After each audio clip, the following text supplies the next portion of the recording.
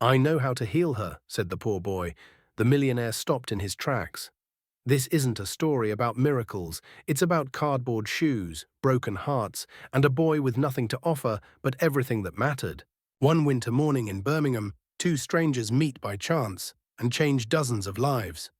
Before we start the story, write in the comments from which part of the world you're watching today. You wouldn't notice him at first, not unless you were really looking. It was just after 8 on a Monday morning. The air in Birmingham bit through coats and skin like it had a grudge. You could see your breath even from inside the car. The streets were icy, the sky an iron grey. People moved quickly, collars up, eyes down. Outside the children's medical centre, a boy sat cross-legged on a flattened box that once held bananas. 9 years old, maybe 10, hard to say. His name was Ezekiel Carter, though most people called him Zeke, the few who knew him at all. His sneakers were patched with duct tape. The tape had peeled in places, revealing toes in mismatched socks. His hands were red, raw from the cold. He gripped a stubby pencil and drew in a battered notebook balanced on his knees. The lens on his glasses had a diagonal crack that caught the morning light. He wasn't begging. He wasn't in the way. He just sat, silent, still, sketching legs. That's when a black SUV pulled up. A man stepped out, tall, expensively dressed, but worn down in a way that money couldn't hide. His name was Jonathan Reeves, 42 years old. A name once tied to architecture magazines, startup boards, and photographs at black tie events. Now his world had narrowed to one face. He opened the rear door and gently lifted out his daughter. Ayla, 6 years old. Her arms hung like paper, her legs thin and unmoving. Her eyes blinked slowly. She hadn't walked since the accident. He carried her like crystal, like she might shatter from the sound of a slammed door.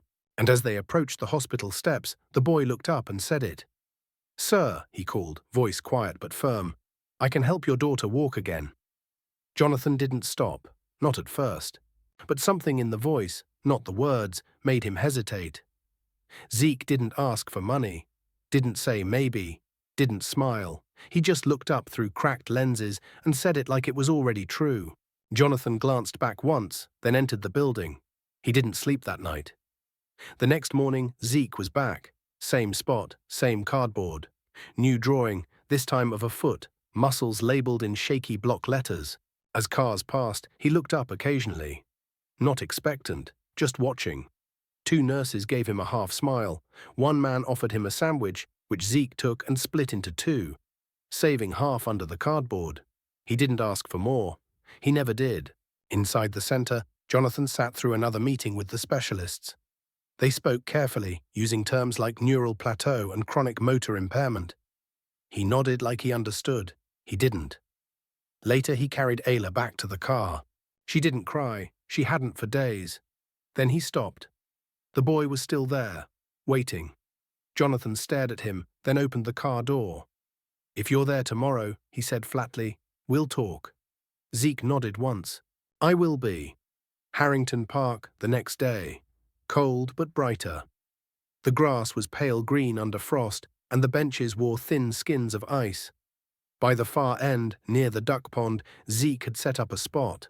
He had a towel, a bag of dry rice knotted into a cloth pouch, a tennis ball with marker lines across it, and a small tin of oil. No phone, no medical bag. Jonathan watched warily. He'd told no one, not even the nurse who sometimes visited the house. He wasn't sure why he was doing this. Desperation, maybe, or something he couldn't quite name. Zeke didn't ask questions, didn't explain. He simply said, "Can she sit up on her own?" "No," Jonathan said. "Then we'll start with warmth." He heated the rice pouch against his chest, then placed it gently on Ayla's legs. She flinched, not from pain, but from surprise. He talked to her, not about muscles or posture, but about her favorite cartoons. What colors she liked, whether ducks scared her. She didn't answer at first, but after a while her fingers curled slightly around the edge of the towel. "Pressure means safety," Zeke murmured. "That's what my mum said." "Was she a doctor?" Jonathan asked. "She worked with hurt kids," Zeke replied. "Didn't need a white coat." The session lasted 30 minutes. No sudden miracles. But near the end, Ayla said 2 words. "It's warm." Jonathan froze. It was the first time she'd spoken in 3 days. That night, Zeke went back to the shelter before curfew. He didn't say where he'd been, just folded his notebook carefully under his shirt and slept with one hand on it. Jonathan didn't sleep again. But not from grief, from possibility. It started with a lie. Jonathan told his assistant he was working from home, cancelled 2 meetings, ignored a message from his ex-wife. He didn't know what he was doing, not really. All he knew was that at exactly 10 o'clock the next morning, he drove to Harrington Park, and Zeke was already there. Same spot, same quiet. Only this time, he had brought a second towel and a thermos. He offered neither to Jonathan, but laid them out as if they'd always been part of the plan. Ayla was quieter than usual. Her father carried her in silence. He still didn't believe, not in the way people talk about belief. But there was something about the boy's steadiness. Zeke didn't talk too much, didn't perform, didn't sell. He just began. "Her calves are colder today," Zeke said, more to himself than to them. "Might rain." He rotated Ayla's ankles gently, pressed her heel into his palm and whispered, "Push, just a little." She didn't, but she looked at him. That was new. "Tell me again what her favorite thing is," Zeke said. Jonathan hesitated. "She used to like climbing trees." "She still might." "She can't even move her foot." Zeke didn't argue. He didn't promise. He just nodded and moved the tennis ball in slow, small circles under her heel. After 20 minutes, Ayla made a noise, a little sigh, like something between a question and a memory. She watched Zeke's hands carefully now, not bored, not distant, curious. That night, back home, she asked her father for the blue blanket. She hadn't asked for anything since the hospital. Over the next days, a rhythm emerged. Jonathan didn't tell anyone. Not the hospital staff, not his colleagues, especially not his ex-wife, who would have likely called it irresponsible. He didn't care. Each morning, he brought Ayla to the park. Each time, Zeke was there first, sometimes with a new item, once even with a candle stub to warm the oil. He spoke softly but clearly, asked Ayla about her dreams, her thoughts, her fears. Never about the accident. Zeke rarely spoke of himself. But one morning, as he massaged the arch of Ayla's foot, he said, "My mum had hands that could talk." Jonathan didn't interrupt. "She used to say the body remembers even when the brain forgets, but it needs help remembering." He said it like a fact, not a theory. Jonathan looked at the boy, the taped shoes, the patched coat, the bag with nothing but basic items, and wondered again where he came from. Who was helping him? On the 7th day, something changed. Zeke placed the rice pouch under Ayla's left knee, tapped her shin gently and said, "Push back if you feel it." She didn't respond. Then he moved to the right leg, and suddenly, just faintly, her toes curled. Jonathan didn't notice at first, but Zeke did. He looked up, eyes wide, and said quietly, "She felt that." Jonathan leaned in. "What?" "Her toes." They moved. He hadn't imagined it. Ayla's mouth opened slightly, not in fear, in surprise. She looked at Zeke, then at her father, then down at her foot. I felt that," she whispered. For the first time in weeks, Jonathan smiled. Not politely, not for anyone else. For real. That night, he brought Zeke a new pair of gloves. Nothing expensive, just warm. Zeke didn't say thank you. He just put them on and kept walking.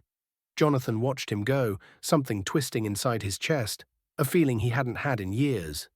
It wasn't pity. It wasn't guilt. It was awe. The next morning, Jonathan made a decision. As Zeke unpacked his little set of tools, the towel, the warm pouch, the tin of oil, Jonathan crouched beside him. "You know, you could be doing something else," he said. "School. A real program." Zeke didn't answer immediately. Then he said, "Not yet." "Why not?" "Because she still needs me." Jonathan looked at his daughter, who was humming to herself, her hands twitching in rhythm. Then back at Zeke. "You're not doing this for money, or for attention." Zeke shook his head. "Why are you doing it?" The boy shrugged. Then he looked Jonathan in the eye and said, "Because someone stayed with me once, when they didn't have to. And I still remember." Jonathan didn't ask any more questions that day. He didn't need to. By the third week, Zeke had developed a system. He'd arrive early, before the frost had lifted from the benches, and set out everything with quiet precision. Towel, pouch of reheated rice, tennis ball, tin of oil, and now a short length of elastic band someone had thrown away near the shelter. He wiped it clean and checked it carefully for tears. Nothing he used was new, but all of it was chosen with care. Jonathan noticed he was a man trained to see details, once in buildings, now in people. And what he saw in Zeke was not improvisation, it was method. Ayla, too, had changed. She no longer slumped in her father's arms like something precious and broken. She leaned forward when they reached the park, as if she knew her body was part of this now. Not just the problem. She didn't speak much, but when Zeke greeted her, she always nodded. Sometimes she even smiled. That morning, Zeke introduced something new. "I want to try mirror play," he said, pulling a shard of old glass from a thick cloth. Jonathan raised an eyebrow. "That's a mirror." "Found it near the river," Zeke said, "cleaned the edge. Wrapped it for safety." Jonathan said nothing. He'd learned not to interrupt Zeke's strange ideas. Not after last week, when Ayla had pushed her heel down during one of the towel compresses. Not a reflex, but choice. "Let her see the foot she can move," Zeke said, holding the mirror so it reflected Ayla's right leg. "Then trick the brain. Let it believe." Ayla stared into the glass. Her left foot, the one that never moved, now looked like it had. Reflected, opposite, mirrored. Zeke touched the left foot. No movement. Then he said softly, "Ayla, think of water. Blue water, floating." She closed her eyes. After a moment, her fingers twitched. "Not the foot," Zeke said. "Doesn't matter. It's still a signal." Jonathan, sitting cross-legged now, whispered, "How do you know this stuff?" Zeke didn't look up. "I watched, a lot, and I remember everything my mum did. Everything." That evening, Jonathan sat in his living room and opened his laptop. He typed mirror therapy, then sensory retraining for spinal injury, then non-professional recovery success cases. What he found disturbed him, not because Zeke was wrong, but because he wasn't. Everything the boy was doing had a name, a theory, a study behind it. And Zeke, he had none of that. No degree, no internet access, no coach, only memory and observation. And Ayla was responding. That night, she told Jonathan she wanted to try brushing her teeth herself. She dropped the brush, twice, but then held it for 5 full seconds. The next day, the park had a new visitor, a boy in a wheelchair, 10, maybe 11. His mother pushed him slowly down the gravel path, clearly uncertain. Zeke noticed. He didn't wave them over, didn't interrupt Ayla's session. But when they lingered nearby, he said gently, "She's okay to watch, if Ayla's okay with it." Ayla nodded. "He can watch." That was the first time she'd spoken first. Zeke moved a little slower that day, explaining what he was doing, asking the boy if he wanted to feel the rice pouch warmth. The boy nodded. His mother cried without sound, one hand over her mouth. Zeke didn't comfort her. He handed her the towel and said, "This part, you can learn." Jonathan watched it all, silent. There was a weight in his chest he couldn't name, a feeling like witnessing the beginning of something that didn't belong to him but still changed him. That night, over dinner, Ayla asked, "Can Zeke come inside next time?" Jonathan paused. He might not want to. He's always cold. 2 days later, the boy in the wheelchair returned, this time with a cousin. Then another woman came, pushing a stroller with a baby and walking beside a girl whose gait was uneven, clearly post-surgery. They didn't speak much, just watched. Zeke didn't change. He focused on Ayla. When the oil ran out, he used warm water and the tennis ball. When the towel tore, he stitched it with fishing wire from a man at the shelter. Ayla, after a week of barely lifting her feet, moved her knee. Once, just once. She gasped. Jonathan almost dropped his phone. Zeke just smiled. "You're teaching her brain to find the legs again," Jonathan said that evening, walking beside Zeke after the session. "Not teaching," Zeke said, reminding. "Where did you learn all this?" Zeke hesitated, then said, "Mum used to say, if you lose something, don't panic. Your body is like a house. Every room has a light switch. You just need to find which ones are still working." That night, Jonathan wrote it down. He didn't know why, but it felt like the kind of thing someone would want to remember one day. It happened quietly. No camera, no fanfare. Just frost on the grass and a girl trying not to cry. Ayla had arrived that morning already upset. She didn't say much during the session, didn't laugh when Zeke made up a game using the tennis ball, didn't even respond when he asked what cartoon she'd been watching. Her eyes were red, her hands clenched. Jonathan tried to intervene. Maybe we should skip today. No, Zeke said, let her speak. And finally Ayla did. I'm tired, she whispered. I try so hard. It doesn't work. Zeke sat down beside her, legs crossed, hands still. I know, he said. No, you don't. He didn't argue, he just nodded, then looked out at the empty park. When I was little, he said slowly, I tried to get adopted 6 times. I always smiled, was always quiet, said thank you, never got picked. One day I stopped trying, told my mum it was pointless. Ayla looked at him. What did she say? She didn't say anything. She just held me all night, like I hadn't failed. Silence. Then Zeke said, being tired doesn't mean you give up. It means something's getting real. Hard things feel heavier right before they move. Ayla wiped her nose. Her voice was hoarse. It's not fair. No, Zeke said, it's not. That was all. No lecture, no promise, just space. The next day she came back. No tears, no excitement either, just determination. Zeke set up like usual, but halfway through the massage he paused. Let's try something different. He motioned to Jonathan. Hold her under the arms, gently. Don't lift, just support. Jonathan did as asked. His heart was racing. Ayla didn't know what was coming. Zeke knelt. I want you to push into the ground with your feet, he said. Not stand, just press. Ayla looked uncertain, but she nodded. She pushed. Nothing happened. Then she pushed again, and something shifted. Zeke saw it, a flicker in her calf, the tiniest flex. Again, he said. She tried, pressed harder. Her legs trembled, not much, but more than before. Then Zeke placed both hands on her knees and whispered, Now try to lift. Jonathan felt the weight shift. His arms strained, not from lifting, but from resisting the urge to do it for her. Ayla let out a short, shaky breath. And then she stood, only for 2 seconds, maybe 3. Then her knees buckled and she fell forward, right into her father's arms, but it didn't matter. She had stood, on her own.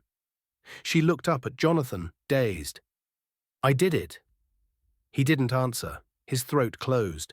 Tears burned his eyes. Zeke spoke. No, we did it. But the standing, that was all you. After that, things changed.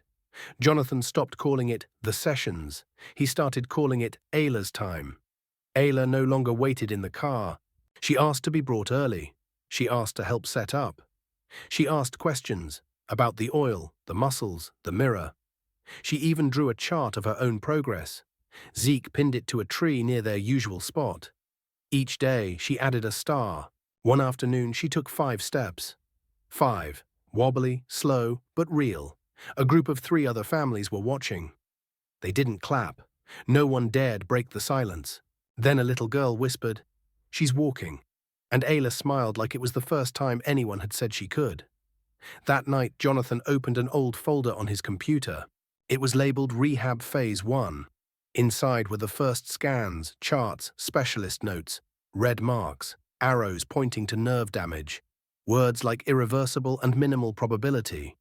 He looked at them for a long time, then closed the folder. The next morning, it rained. Jonathan offered to skip the session. Zeke said no. They met under a tree. Ayla in a poncho, Zeke soaked to the bone, but steady as ever. He used warm water in a flask instead of rice. The oil had run out again, but he made do with something from a packet he'd brought, peppermint lotion from a shelter bin. The rain didn't stop anything. That day, Ayla walked 7 steps. Later, as they packed up, Jonathan turned to Zeke. You know this isn't normal, right? Zeke shrugged. Doesn't mean it's not real. Jonathan smiled. How are you doing? Zeke looked up, surprised. I'm fine. When do you rest? Zeke thought for a moment. Then, when she does. That night, Ayla didn't want to go to sleep. Can Zeke come live with us? She asked. Jonathan didn't answer right away. He just looked at his daughter, the girl who had almost disappeared after the accident, and saw for the first time in months someone present, someone hopeful, someone walking. It was the old woman in the red coat who brought the notebook. She walked slowly, with a cane, a thermos in one hand, and something wrapped in newspaper in the other. Zeke had never seen her before. She didn't say hello, didn't ask questions, just watched from the path near the bench for almost half an hour. When Ayla's session ended, she walked over and handed Zeke the bundle. "You're doing something right," she said. "Someone should write it down." Inside the newspaper was a clean, spiral-bound notebook. New, blue cover, no name. Zeke looked at her, confused. "I didn't ask." "I know," she said. "That's why I brought it." She left without another word. That evening, Zeke wrote for the first time.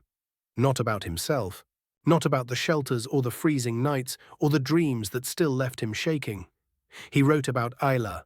He drew the muscle groups, recorded each step she'd taken, each trick that had helped her, what had failed, what had surprised them. He wrote it not like a child copying school notes, but like someone preserving evidence. Like someone who believed someone else, someday, might need to know. By the end of that week, there were 5 families in the park. 2 boys with braces on their legs, a girl recovering from a stroke, a boy who hadn't spoken since a fall. They didn't come for miracles. They came for movement, for warmth, for something no clinic had ever given them, the feeling that their story wasn't over. Zeke never turned anyone away, but he also never let them forget. This wasn't a performance. He didn't diagnose, he didn't promise, he showed, explained, demonstrated. Then he handed the towel or the rice pouch or the tennis ball to the parents. "You do it," he'd say. "They know your hands better than mine." One day someone brought a camera. Jonathan stepped forward, hand raised. "Please," he said, "don't." The man, a journalist apparently, nodded but asked anyway, "Can I talk to the boy?" Zeke said nothing, just kept working. Later, when the session was over, Jonathan asked, "Why not talk to him?" Zeke looked at Ayla, who was drawing stars on her chart. Then he said, "Because it's not about me. It's about them." Still, the article came out. Not in a major paper, a local health column. The headline was simple: "The Boy in the Park." It described the quiet sessions, the recovery stories, the barefoot warmth of healing without wires or white coats. It mentioned Zeke by first name only, included no photos, but word spread. By the end of the month, there were 12 families coming to Harrington Park. Some local, some from other towns. One drove over 2 hours just to watch. Zeke didn't change. He didn't ask for money. Didn't accept gifts. One mother tried to bring him a new coat. He quietly handed it to another boy whose zipper had snapped. He wore the same patched jacket. But now, under one arm, he carried the blue notebook. Jonathan began taking notes too. Not for himself. For Zeke. He scanned articles, printed diagrams, even snuck a few physical therapy books out of an old storage unit he hadn't touched in years. He didn't lecture, just left them in a box by the bench. Zeke took them, never said thank you. But Jonathan noticed he started using new words. Proprioception, neurological feedback, cognitive anchoring. He said them with the clumsiness of someone who hadn't read aloud in years. But he used them, precisely, and always at the right moment. One afternoon, after Ayla had taken 10 steady steps and sat down with pride instead of collapse, Jonathan made a decision. "You're coming home with us tonight." Zeke blinked. "Why?" "Because it's getting colder. I've slept outside colder." "That's not a reason." Zeke looked down. "I don't want to get in the way." "You're not." Zeke hesitated. Then, "I'm not used to doors staying open." Jonathan's voice was quiet. "Then this one will have to teach you." That night, Zeke slept in Ayla's old room. She'd picked out the sheets. He didn't touch anything, just lay on top of the blanket, arms crossed over his chest like he was afraid to move. But he stayed. In the morning, he helped make breakfast. Ayla gave him half of her toast without asking. He didn't eat it. He kept it in his pocket. One of the mothers, the one whose son had just begun to speak again, asked Zeke, "What will you be when you grow up?" He answered without thinking, "I already started." She laughed gently. I mean as a job. Zeke looked at Ayla, standing now with only slight support. I'll be what my mum was, even if I never have a certificate. Then he added, but maybe one day I'll earn that too.